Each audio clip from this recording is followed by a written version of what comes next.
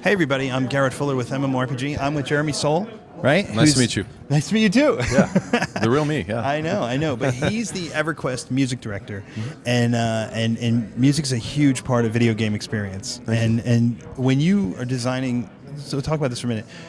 How do you approach a game when you're really starting to compose music for it? Like, what are the aspects of the game that you really look at first? Well, I think with this game, I had to approach it differently than anything I've ever worked on before. Right. Because, as you've seen from the presentation, this game is vast, and the way we have set up the paradigm to create a social experience is vast.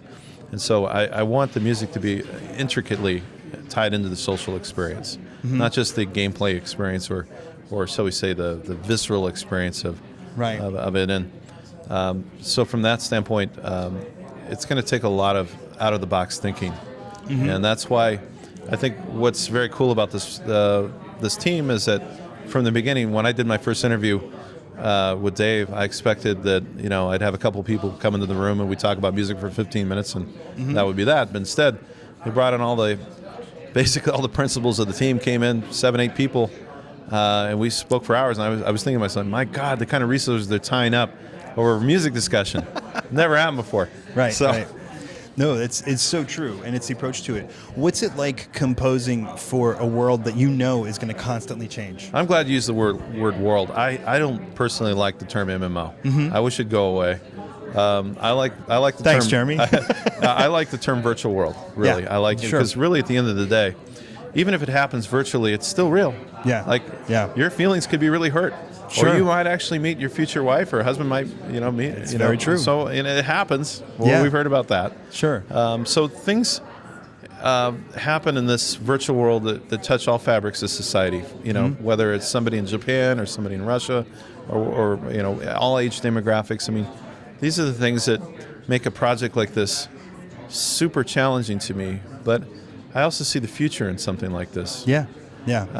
People say, they've said to me, and I'm not speaking in the capacity of Sony, but I'm saying my own personal opinion is, what's the future of social media? I said, well, it's not Facebook. I think it's the video game industry. In other words, could Pac-Man eat Mark Zuckerberg's lunch?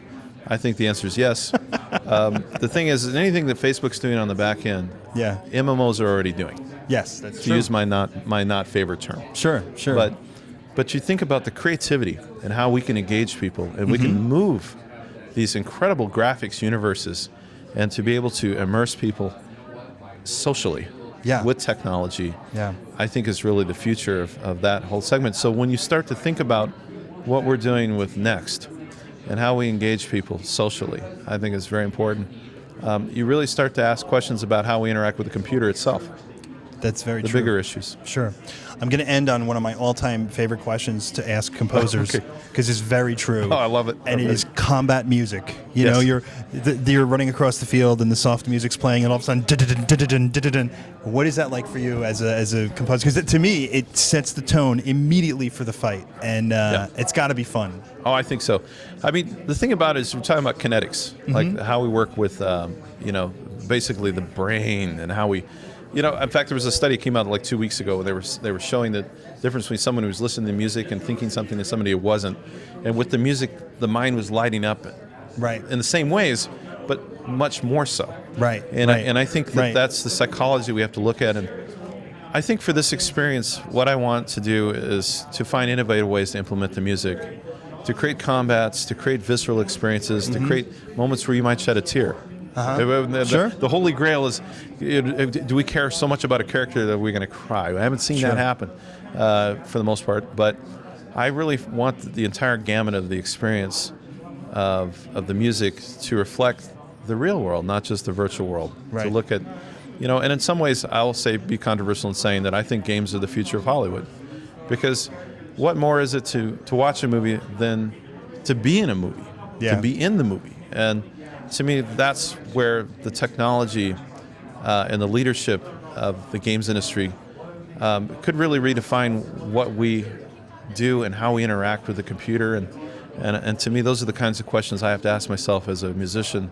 What do I want to say? How do I want to say it?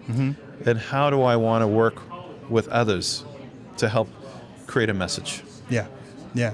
No, I agree with you. It's very true. So, guys, we can't thank you enough for tuning in. I feel smarter talking to Jeremy, actually, which is really kind of fun. But there's no rum in that Coke, so we're okay. I know. Thanks again, guys. We're at SOE Live with EverQuest Next. And thanks again, Jeremy. Thank you. We really It's appreciate it. My pleasure.